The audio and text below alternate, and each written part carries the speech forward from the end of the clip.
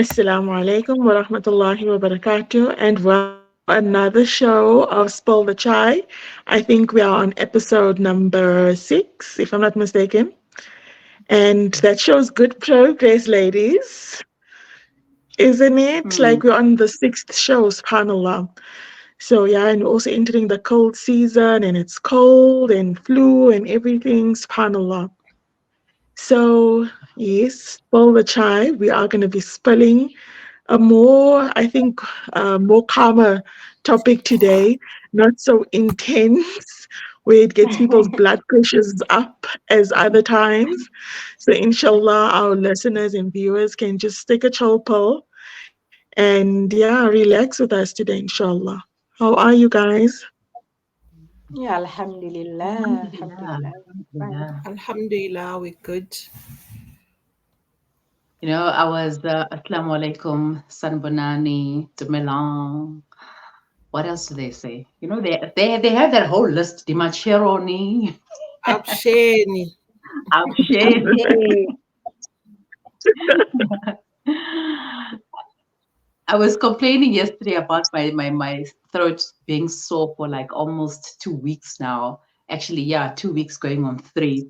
And then this morning, I was able to swallow. I'm like, I can swallow. I can Oh, swallow. Alhamdulillah. And then I was like, Alhamdulillah. Alhamdulillah, I can swallow. Alhamdulillah. I was finishing a box of lozenges, cough syrups, everything was just getting finished because of the sore throat after effects from that terrible flu. But Alhamdulillah, I'm now 90% better. And I don't know Yeah, about you ladies, but I hope Alhamdulillah. you're all well. It's always great to be here with y'all and to spill some chai or whatever it is that you're drinking. I'm in order to try to be on top of this flu that's going around. I'm busy with what I've been telling you, flu bombs. It's a teaspoon of turmeric, a teaspoon of ginger, a teaspoon of cayenne pepper with some honey and boiling water, and I drink that. It's my current go-to drink, and actually I should make it in batches, freeze it, and just make it ready every morning. I've seen also other this thing flu bomb ingredients. Others they use lemon, ginger, turmeric. They all put it together and just freeze it in batches. So I think it's good for the immune system to just Mm. try and get on top of things. They do say nature is the original pharmacy, so I think it's something worth trying. Yeah, yeah, so today we're spilling the chai on marriage and motherhood. I mean, we are in May, the month of May, and we all know that May is Mother's Day month. And in fact, Mother's Day will be celebrated on Monday. But in Islam, they tell you that Mother's Day is every day. Sometimes I'm tired of hearing that the Mother's Day is every day because, I mean, realistically speaking, not people don't celebrate their mothers every day, even though it's supposed Mm. to, but it's not Mm. done. So why don't we just have one day or two or three or a week or a month to A celebrate and month. acknowledge and a month, yes. Just like how Whole they have month. Women's Month, let's have a month to celebrate mothers and the women that we are and the contribution that we give to um, society, to our families, etc. And yeah, it starts with marriage. As they say, first comes love, then comes marriage, then comes a baby in a golden carriage. Golden carriage. Yeah. All right. So who wants to start and share their experience or their journey with? Let me first start by saying off I'm probably the youngest one here and then the one who has been married for the shortest time. So I'm gonna go last. Take it away. Okay, in You that know, case, I think we should start from the oldest to the youngest, Yeah, that's an idea. and that is I number wonder Y'all three. who's the know. oldest. I don't know So who who is amongst the y'all are the who oldest, holds but the 15 years Abba? Me Iman, and Apple you are and 1 year Sakina. older than me. Iman, you are 1 year older than me. That's all I know, is that Iman is a year older than me. I know that I'm the youngest, so I'm gonna sit No, back but and wait I for don't them to I Sakina, finish. don't know. Sakina, I don't know why Sakina, is my age being exposed on we're live gonna start with TV. Sakina. Okay, But let's say okay. let's call it an assumption. Assumption. It's an assumption that I Okay, am the okay, oldest. all right, okay. But I can tell you, you know what, when it comes to my experience, it comes to marriage and motherhood, if you don't make the conscious decision to sometimes separate the two, decide that, you know what, I have my marriage with my husband and then I have the kids who form part of the marriage, somewhere in between you lose each other and you have to again, then that's why, sometimes when people get divorced, they say things such as, no, we grew apart, because if you don't consciously do, people will tell you, have your uh dinner dates and things like that, make time to consciously talk to each other and have a relationship. Once you have kids in a marriage and you become a mother, and as much as some people want to say we do 50-50 and so forth, but the natural state in a marriage, it's mostly the mother that takes on most roles in the household, so you are the one as a woman who are mostly busy.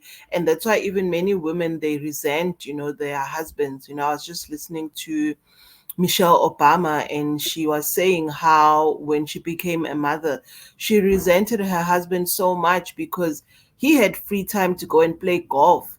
And she was like, oh, you are playing golf while I'm stuck here at home with the girls.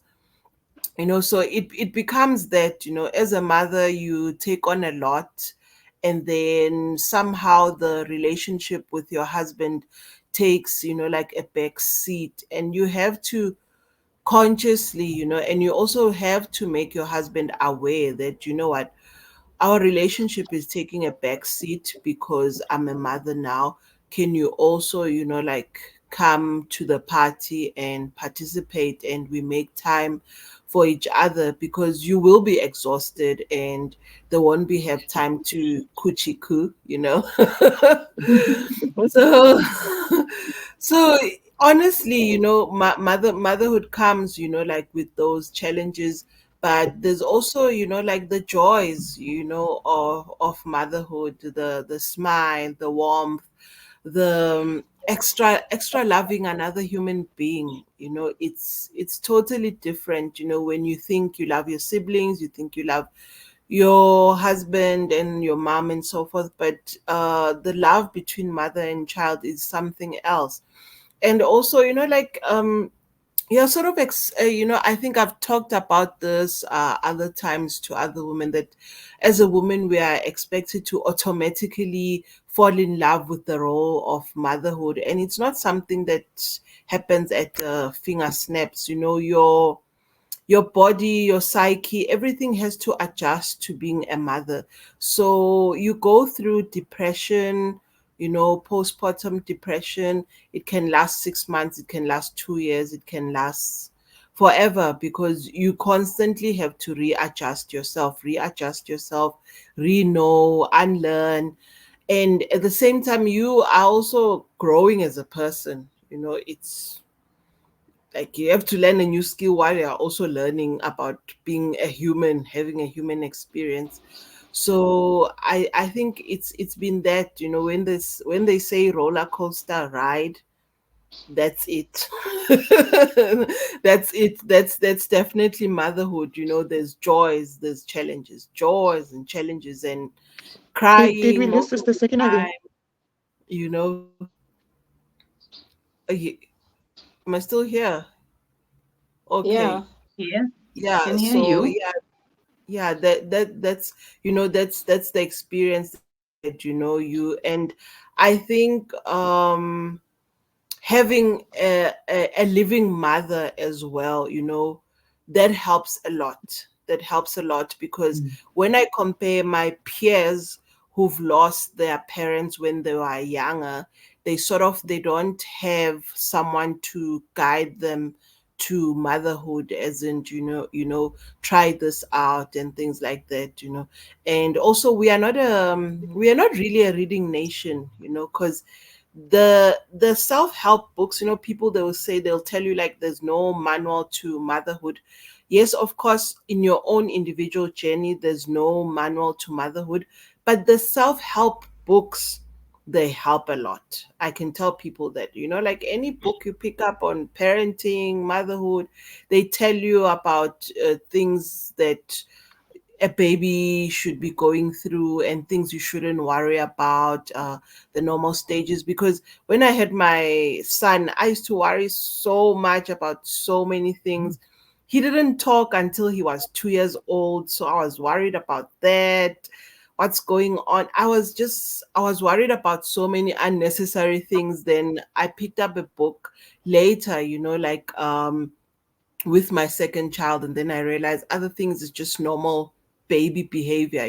Like there's no one set rule that at 6 months the child should be doing this, at 6 months the child could be doing something else, as long as your baby is healthy and so forth. That's it. So I would advise people to educate themselves a lot. These workshops, they have webinars and whatnot.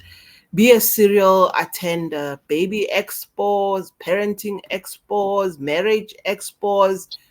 Be addicted to those things if you want to improve the way you mother, or you want to improve the way you wife and so forth. They really, they change things for you, honestly, as a person. Yeah. So let me I can talk forever on this topic. Yeah, yeah, bona gore o itse keng, ha ona full stop.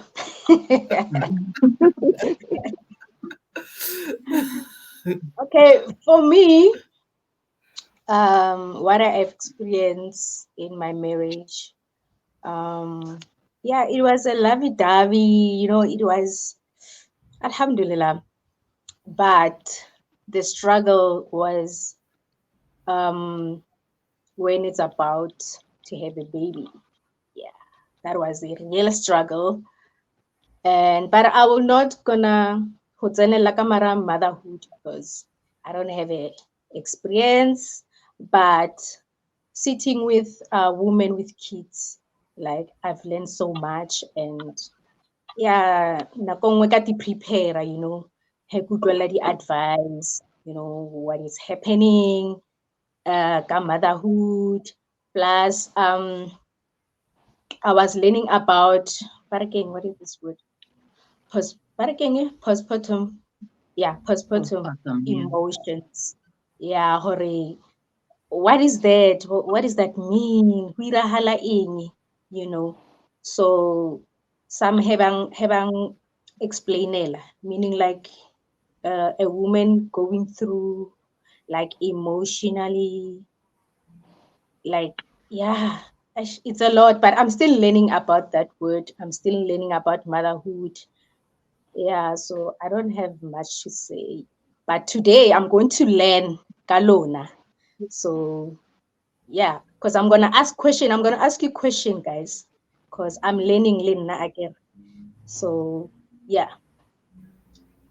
You can also share about your marriage because it is marriage and motherhood, the joys Okay, and and challenges. oh yes.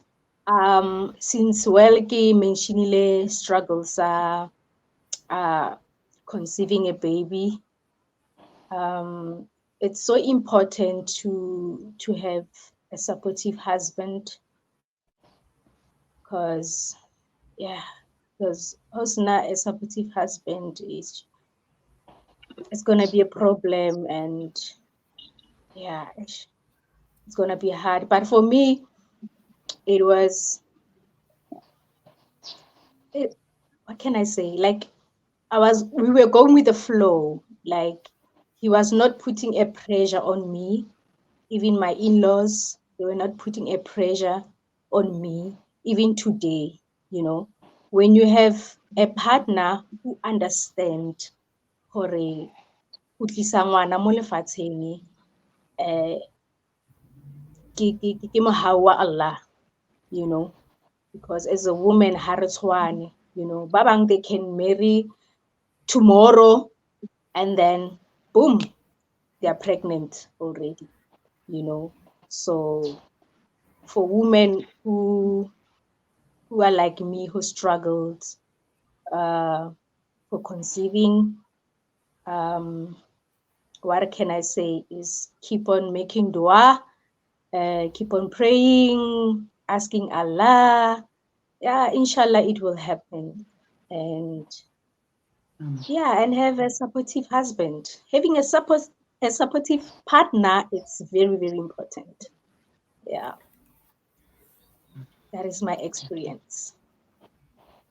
I never had getting a hard marriage when it comes to uh, conceiving a baby or monna a batla ngwana ha sanga ka ba le that um, pressure or anything, but nna self negative fakela pressure, you know. But my husband was relaxed, like he was the one who's telling me relax, relax honey, because Allah knows the best, you know. So yeah, that was my experience.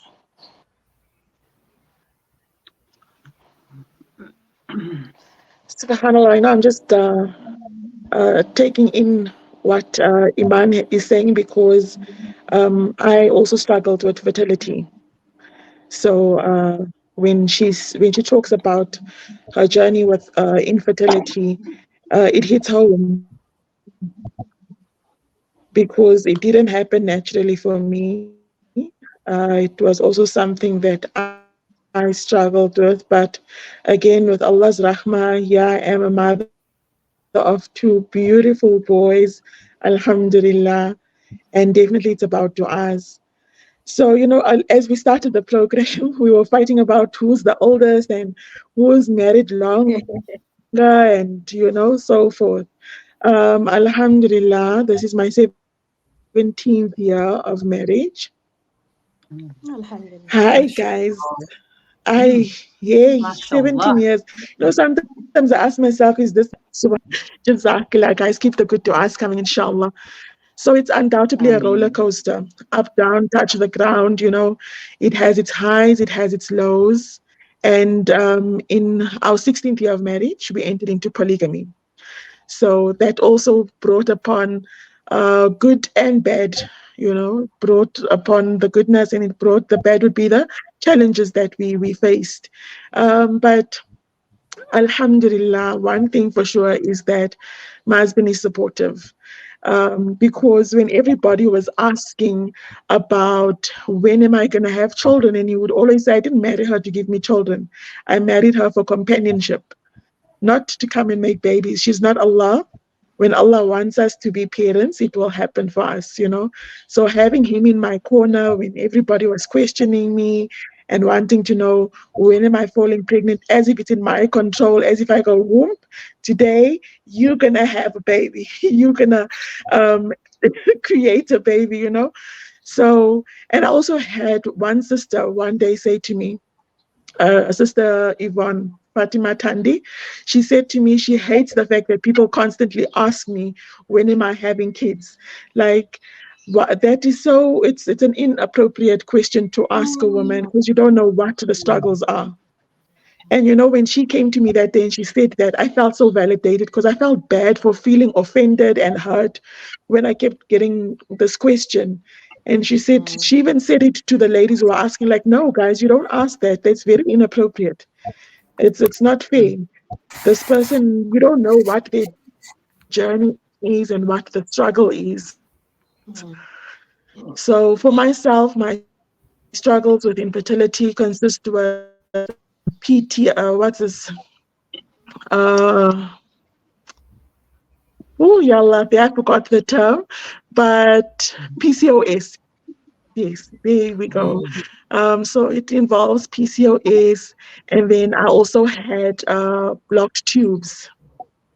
So my tubes had something like a carb web covering it, so on hormonal corrections and stuff like that. So I had my tubes unblocked in 2013. Yes, in August of 2013, I had my tubes unblocked. Um, then I went for follow-up checkup. My husband was also checked, but my husband already had a son by then. So I guess we knew that, okay, you're A for away, you good. And then so 2014 February, I had my 6 month checkup to just see how things are going, and they said now it's only in the hands of Allah. You know, now all you do is make dua and keep healthy and take making a baby out of your mind because it's causing some sort of stress because it's the only thing occupying your brain. You're just thinking, I need to fall pregnant, I need to fall pregnant, you know. So by June of 2013, not June, sorry, November of 2013, I had started working out, trying to get healthy, just keeping active, trying to eat a bit cleaner, trying. Um, and then I think it was May of 2014. I wasn't feeling so good. I was feeling like I've got flu and stuff. And my mother saw me on the day when I was feeling a bit better. And she said to me, you're pregnant, but go to the doctor um, and find out what's wrong. But you're pregnant. And I'm looking at this woman like, are you insane? Like, are you okay? I'm telling you, I've got flu, I'm coughing, and you telling me about pregnancy. Special flu. Yeah. And she's like, no, just go to the doctor. It's okay. So the next day, I go to the doctor. The doctor asks for urine, and I'm like, what? I'm here for flu, and I gotta get a urine sample. Okay, let's do this then, I guess.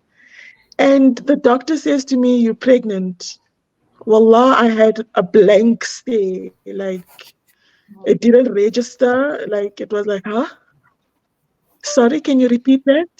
And he says, you're pregnant. Are you not happy? And I was just quiet, like, is he saying what I'm hearing, or am I just Oh, hearing things, or, you know, what's happening? And he repeated and he says, Mrs. Mohammed, you are pregnant. I'm like, okay, thank you. Like, I couldn't give any other reaction. The shock was just so overwhelming. I couldn't say anything.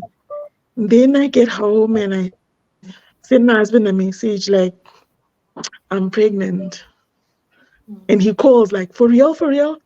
I'm like, for real, I'm pregnant. He says, you serious? Like, Qasam Allah. I'm like, Qasam Allah. Okay, bring a pregnancy test so we'll do it together. Then you can see.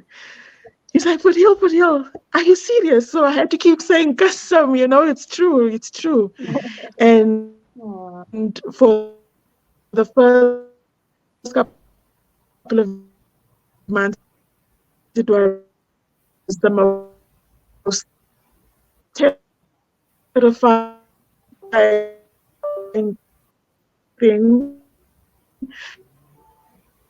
I was just trying to protect baby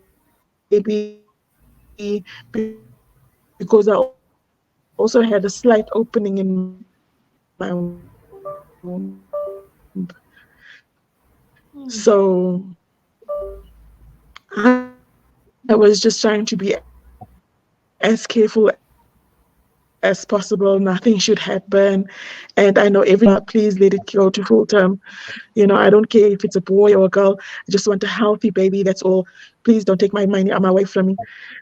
And Alhamdulillah, yeah, we are 9 years later with our miracle Baba, my headache. And it's been quite a journey. After giving birth, because I had an emergency C-section, because I was in 3-day labor. So after giving birth, I experienced postnatal depression, but wasn't treated for it because it wasn't that severe. So we fast forward to 29, hits like a ton of bricks this time around. Like I didn't want this baby. I think the postnatal depression started before postnatal, like around I think September, because I gave birth in November. So in September already, I was just feeling depressed. I wasn't excited about meeting my baby or anything. I didn't feel better. I was breastfed the night feeds, although once during his feeds at night, I would have to breastfeed because he just wouldn't take the bottle. And yo, one morning, I think it was a Monday morning, I just blacked out. That's how bad the anxiety was. Yeah, I just had a complete blackout and I was shaking because his cries were just making me that anxious. And I went to see a doctor and I explained everything because I'd seen a doctor prior to this, and this doctor just gave me brufen. He didn't refer me to anybody, like nothing. He just gave me brufens and he's like, you'll be okay. And I just felt worse after that. So Alhamdulillah, I see Dr. Shakira. She's based in Marabasat. And I tell her the whole nine chaladas, like, dude, this is what's going on. And yeah, I'm not getting sleep. I'm not okay. I'm not eating, literally surviving on one slice of bread a day. A slice of bread and a glass of water. That was what I was eating every day. I couldn't take in anything else. I couldn't take a bath. Like I just couldn't function. So doctor's like, no, I got you. You need to go on to antidepressants immediately. I'm going to give you a shot as well, just to calm you down. I'm going to get you sleeping tablets. You're going to be good. And Alhamdulillah, I think within a week, I could feel the difference. I was feeling more calm. I was starting to enjoy my baby now and, just being present in that situation. But like Iman said, without the support of my husband and my family, because I send my family a message like, guys, it's something is wrong. Like I'm even feeling suicidal. Something is not right. And my brother took his wife, my mom, my sister, and they all came. They're like, okay, what's going on?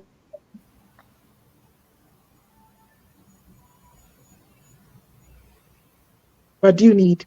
They found me some support. They found me some medication. They found me some sorry, lost network there for a moment. So my mom was just like, no, it's like, take it easy. And they were cooking and, just trying to give us, both of us, husband and myself, a break, catering for us as well. So yeah, postnatal depression, guys, it's real. And during that time, we need support. My in-laws were also very supportive. My mother-in-law literally took my laundry for 3 months. She was taking care, and I live about 15 minutes from her. So it had to be dropped, and she was okay with that. Doing my laundry for that time. They would ask me when I drop off the laundry, can you stay a bit with the baby and take a nap, and then you'll take care of the baby for you while you take a nap? Or if you need to take a bath, do that while you are here before you head back home. So the support structure during that time was amazing. Also, my sister-in-law bringing food over, or just coming to keep me company. She'd literally spend the entire day here looking after me, making me something to eat, holding the baby, telling me that it's okay. I can give her the bottle. She'll do bottle feed. If I need to take a nap or take a bath, I can do that.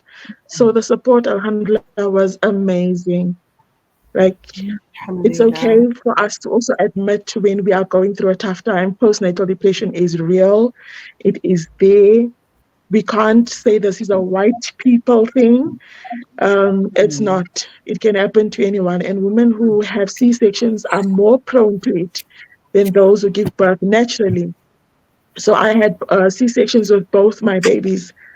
And I guess that was also part of the trigger, having the C-sections. So, like Sister Sakina is saying, that we need to educate ourselves and also surround ourselves with people that will validate our feeling in times of need, not brush it off like, no, you're being dramatic, or no, it's a white people sickness, or no, it's not that serious. Also, when you're going through fertility or infertility struggles, not to diminish that, because society has doctored us that every woman should be a mother. It should be something natural, or you are half a woman when you don't have kids or can't have kids, then you are not a woman. Those are wrong things, and we are just breaking people down unnecessarily.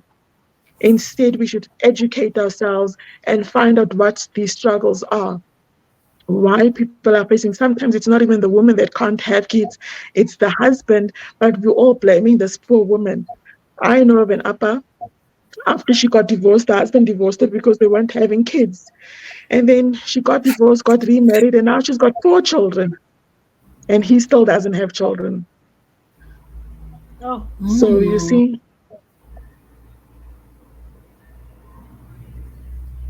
oh, so yeah, Us, it's support is so important. mm, very important. mm, Apa, in your story, you the way you explained it with your family and everyone coming together, it shows that it really takes a village to raise a child. Or no, not just only to raise a child, but to look after someone, and especially a mother who's in postpartum. It really takes a village, and we need that village and that sisterhood of which we spoke about last month. Well, it's my turn to share my story.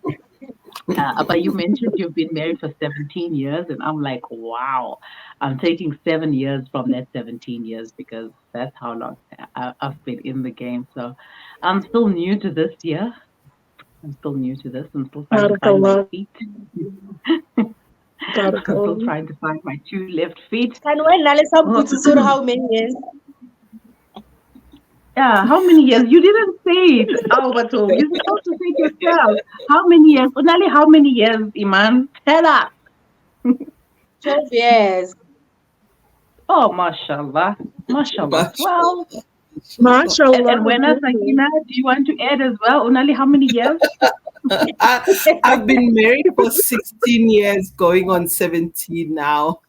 Woo! MashaAllah. Mashallah. MashaAllah. Allahumma barik. May Allah protect all of your marriages and grant you afia and ease. I Very mean, important. Inshallah, Afia, Ameen. ease, Amin. and patience. Inshallah. I always say, I don't ask Allah for strength because I might just kill them. I might just kill somebody with all this extra strength that I have. So, You might be yeah, too Allah, grant strong. me patience. Hey. Yeah, I don't want to be Thanos up in here, so grant me patience instead. All right, eh? As you all know, we always have an additional member, and I have somebody over here who's constantly telling me to look because he learned the word look, so I must now look all the time. Mama, look. So yeah, please excuse me if that ever happens. So yeah, 7 years married, Alhamdulillah. It's been an interesting journey for sure. Um, yeah, where does one even begin when it comes to talking about their own marriage? It's like it's a roller coaster ride, like everyone mentioned. It's not always a honeymoon phase.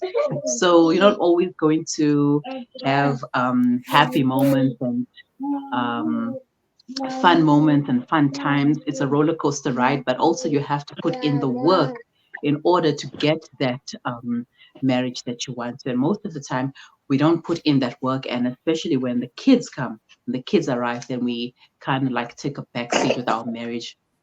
And just a moment later, we find out that the marriage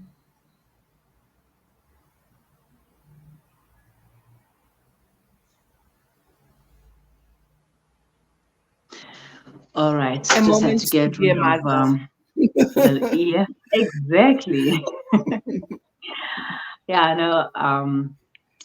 And Akila, firstborn, is almost 6. She'll be 6 on the 28th of May, inshallah.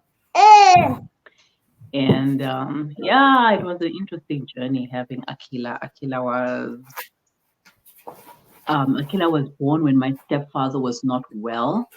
So during that time, it was like I was looking after two people. I was looking after baby Akila, and I was looking after my stepfather because my mom had to go to work. She did take some time off, but she couldn't stay for like the entire month or whatever. So it was me looking after my baby and my stepfather, and in the same process, I had to look after myself, which was also quite a challenge because here I am with a newborn, and then there's a sick patient, and then it's myself. So I had to grow up really quickly, and it's like I didn't quite have that village.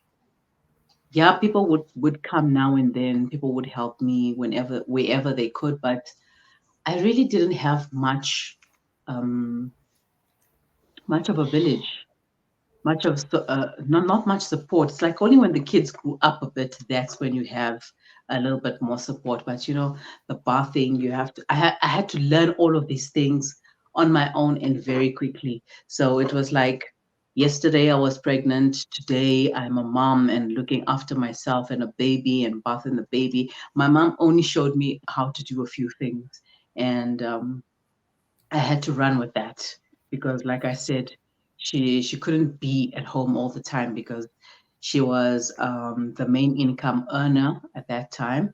I was working freelance, so I could only contribute wherever I could, but she was the main income earner, and she couldn't just stay at home and not do anything. So she went to work and she did her best. And after work, she would come home and be a mom. And as the same thing that most of us do, we go to work, and when we come back from work, we still have the job waiting for us at home, which is to be a mom to our kids and sometimes partners too. You know how it goes. You're sometimes they say that I'm not a mom of two, I'm a mom of three because yeah, plus one, that one, the Our hundred plus and ones, you oh, know. plus one, that one, yeah, we all know. So Alhamdulillah, it has been an interesting journey in motherhood for me, and this number two over here came on my birthday because this guy decided, no, today we are sharing the stage. We are going to share a birthday, and I'm coming. So this is my gift from Allah, Alhamdulillah. And Alhamdulillah. yeah, it was also an interesting journey because I didn't have much support. The main thing that we need as pregnant women, as mothers, is support. And I feel like I didn't get much support from the people around me, from close people. But Alhamdulillah, for those who were able to be there, and for those who were there for me, my mom, husband, and sisters, etc. And a funny thing is, my sister-in-law, my brother's wife, her daughter was born in October, and my sister, her son was born in November. So we have like a September, October, September, November thing. And October, again, November. mom was unable to be there because after being with me in September, mom had to go to Cape Town and then be with my brother and my sister-in-law there for a bit, and then had to go to KZN to be with my sister. And now she's stuck there and she can't come back. Not because, yeah, I guess she wants another life. She wants something different. But anyways, that is life. We carry on, and we continue, and we do the best with what we have. It's so important to have a good support structure, people who are there to help you out. um, and it's not just about uh, the support is not just about somebody who's there to watch your child, but it's also about, if you need a break as a mother. We need the breaks all the time, especially if you are a stay-at-home mom and you hardly get a chance to do anything for yourself. So if somebody could just come and say, okay, I'll watch the kids for an hour or two, you can go out and have some coffee or go to a restaurant or go out with your friends or something, just do you, and go for a massage. I'll watch the kids for a bit. That is also support. Support also comes in a form of, I'll help you clean up the house, or I'll cook food for you. What do you need? And it really takes a village.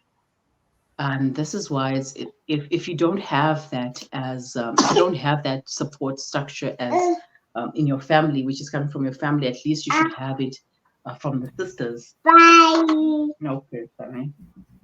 Mm, all right. At least you should have it from the sisters. It should form part of the sisterhood. I mean, it's nice to have baby showers and all of that stuff to celebrate the mom to be, but then when the baby is born and then nobody's there to help you out. It's like I'd prefer a baby welcoming instead of a baby shower, because it's best for you to come and see the baby after some time, and bring the mom gifts, and yeah, bring the mom gifts. Not so much the baby, the mother. The mother needs it the most. Yes, The even the babies, they mother grow needs the out of these clothes. They grow out of these rompers, these cute little things so fast. But the mother, she needs it the there's most. She nothing survived, guys. visible. It's a life and death situation that she survived. So yeah, Mhm. push presents should come from friends too. True, You true. know, I wish we had actually we for this topic maybe 2 hours, because we touched on so many We very can do part important two. topics. Yeah, we can do part two, because we don't understand, I think, as a community, the challenges of conceiving a child, and so many women are dying in silence, because of how, as a community, we define a woman, and how, as a community, we define a married woman. I remember last year there's a sister, I sent a message, a happy Mother's Day message. So she said, thank you, but I'm not a mother. And for me, I was like, for me, I regard her actually as a mother, because of the way she takes care of her nieces and nephews. She's always there for her sisters. Anything that they need, she babysits their nieces and nephews. Sometimes she goes out with them without their mothers and so forth. So in my mind, I don't define her as a mother because she has or doesn't have kids. She doesn't have kids. So in my mind, I sent her a Happy Mother's Day message, because I regard her as a mother because of the way she takes care of her nieces and nephews. So unfortunately, in our community, we define a mother as someone who has physically given birth to her own kids, while in our community it's full of women who have not physically given birth, but they are very nurturing, they are very supportive, they are a safe space, for our children. The lady that takes my kids to school, I regard her as a mother to my kids, because she doesn't just transport them, she looks after them. She will tell me, hey, you know what, your daughter needed the bathroom, I had to quickly stop the car and help her, like pee on the side. For me, that's mothering. That's, she could have just said, pee in your pants, you know but she showed that she is caring, she's a safe space, and she is mothering my kids. If they lose something, she makes sure, like, hey, you left your bag there, you left something there, go check, where's your jersey. So for me, she's not just the lady who transport my kids, she's a mother as well to my kids. So I think as a community, we really need to define, like, whom we regard as mothers, because there are women on the other side who have given birth to their own children, but they are very cruel to their own children. Can we really say that, this person is a mother when they show, such negative emotions and such negative actions towards their kids? I mean, I don't know if you know the funny chef. Now and then she asks, like, questions like, why aren't you talking to your mother? Why aren't you talking to your parents? And people will show you, like, their own biological parents, things. Sorry, sorry, mother. Mothering, guys. Sorry, Mothering. mother. I'm sorry, mother. So if you read, what people post under their experiences, then you will realize that not everyone who's given birth is a mother. Not everyone who's given birth is a natural. Not everyone who's given birth is a safe space, and so forth. So we need to have these conversations. Hence we need to spill the chai on these topics, not only just take the easy and fabulous topics, you know. And another topic that we touched upon is the topic of postpartum depression. And I saw there was a guy who posted pictures. I felt it was very wrong for him to do that.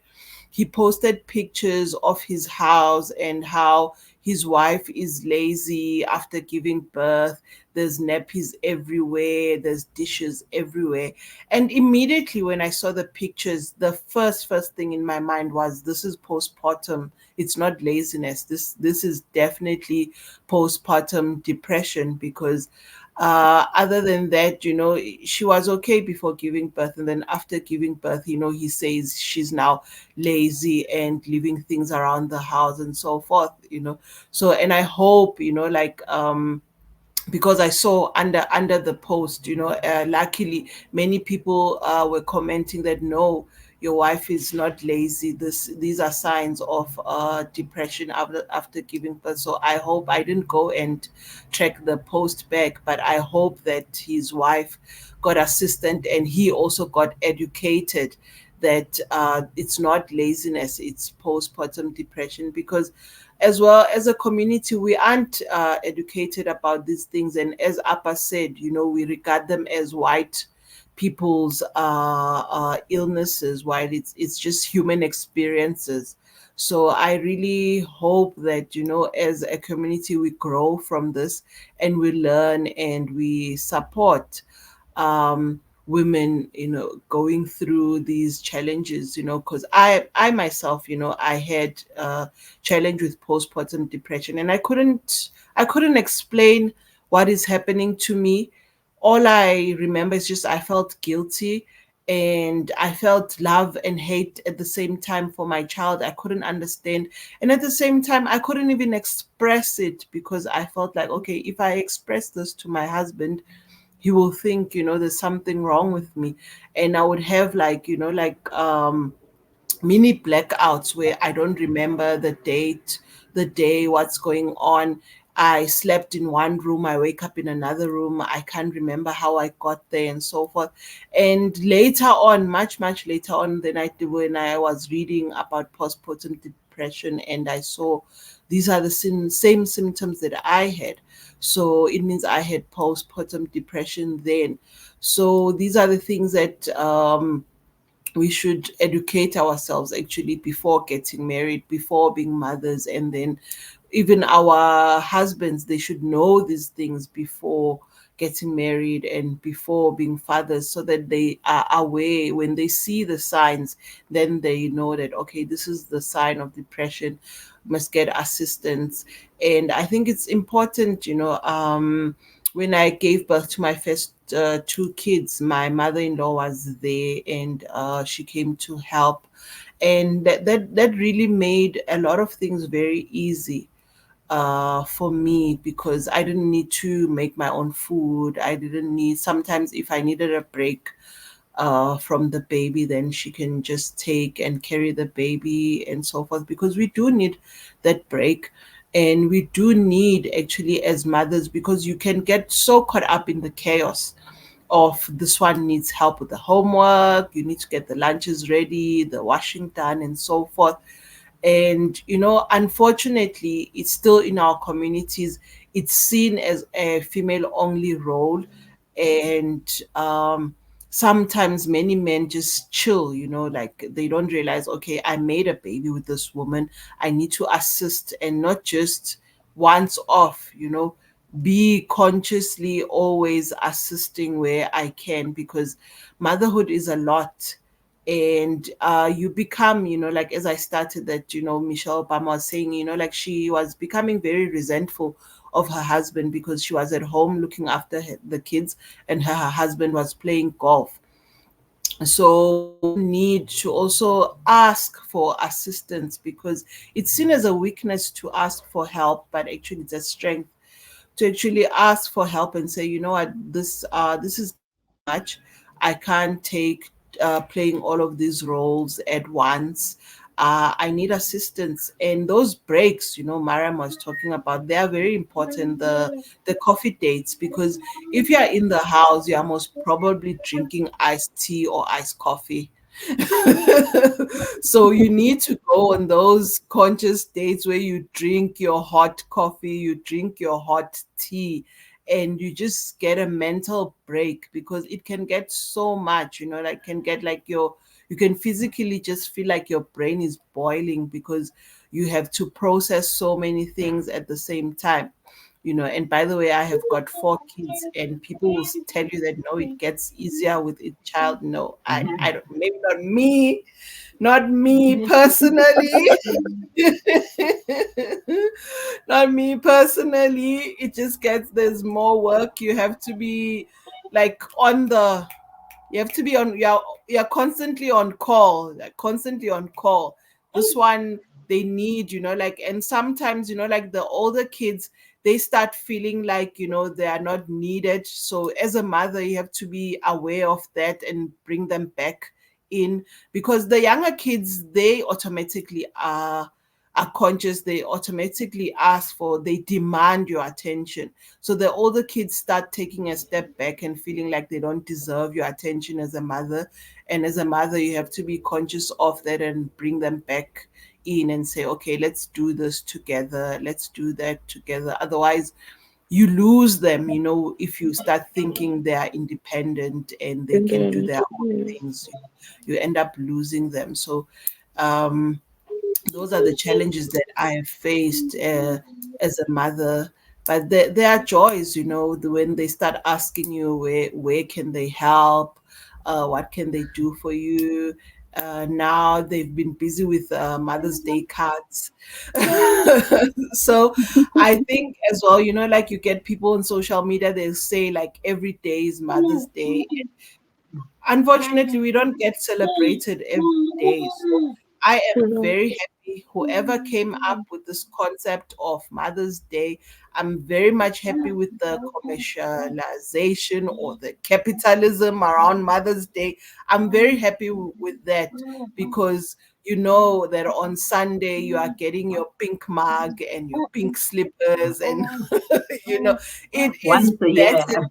Really, the commercialization or the capitalization of Mother's Day, I'm very much happy with it. I don't have a problem with it. I'm very much happy with whatever pink stuff or purple stuff I'll be getting on Sunday. I am very much delighted with that, because you don't get it every day. As very much people will say, no, every day is Mother's Day, we don't get celebrated every day. So I don't have a problem with the commercialization of Mother's Day. I'm all in it. I'm all for the pink stuff. I Mhm. think just as our show today was about marriage and motherhood, and I think being mothers, we just indulge so much into what it is like being mothers and the struggles that come with it, that we forgot about the first part, the marriage aspect, and somebody once said to me, marriage is an institution. It's a place where you continuously grow and learn. And just as we feel we need to take our time as mothers, as a couple, we also need to take our Mhm. time. Mhm. That resentment that was mentioned that Michelle Obama felt, I also went through that same thing where I Mhm. felt like, no, he's got too much time, he can do what he wants and all that. But we also forget that we are a couple and we need to prioritize our time. we need to be intentional about spending time together, about working on that connection. And because if you're going to just let it slide because now you are a mom or you are at ease at work and, yeah, we'll meet when we meet, then you're going to find you have kids in varsity, and now the two of you are sitting in an empty house and you can't even hold a conversation, you know. So the we need to all constantly make time. This past day we decided that after Fajr was going to be our bonding time, because yeah, if, as soon as they wake up, then it would be mommy this, daddy that, do this, did that. So we just decided, okay, after Fajr, let's just sit up and talk, touch base, how you, what you're doing, this, that, and the other. But have those dates, have the date nights or the date afternoons. Be intentional about spending time with your partner. Um, and a lot of times in our conversation, we've mentioned the fear of speaking and saying, I need help. He's not going to know that you're feeling a certain type of way if you don't say it. We need to also be vocal about it and just let our partners know that, listen, this is where I'm at. I'm finding this and that difficult. Although some people would say, you're a woman, this should be natural. I remember reading a Reddit post where this man says to the wife, my mother took care of us, kept our house clean, and still cooked dinner for my father. Why can't you do that? And the mother responded to her son saying that, Mm. and she's like, tell him that he should drink at least twice a week. For me to work like a well oiled machine, I was taken on a date, I was bought gifts, I was given time off. Sundays was his time with you guys, and I had my time. So I could work like a well oiled machine because I was also being kept happy and maintained on the other side. So I could be the perfect housewife, she could be the Nara Smith of her times. So